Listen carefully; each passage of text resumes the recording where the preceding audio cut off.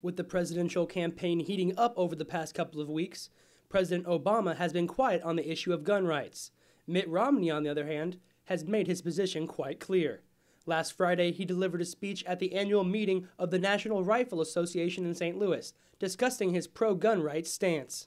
If we're going to safeguard our Second Amendment, it's time to elect a president who will defend the rights President Obama ignores or minimizes. This speech from Romney will likely win him votes from Iowa gun enthusiasts who are unhappy with current gun laws. Currently in Iowa, if you buy a gun license and take the proper courses, you can own pretty much whichever gun you want. And if you meet the proper requirements, you can also get a permit to carry a concealed handgun.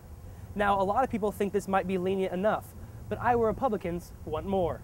In February, Iowa Republicans tried to get the Iowa Family Defense Act passed, but they failed. The bill states that an armed individual no longer needs to run if they feel their life is in danger, but rather they can use their gun to protect themselves with deadly force and not be liable if found guilty. It's basically the same as Florida's Stand Your Ground law that originally kept George Zimmerman not guilty after he allegedly killed Trayvon Martin in late February. While the bill was not passed in February, if Romney gets elected president, that could change. So I asked the University of Iowa students if they thought this law would take things too far.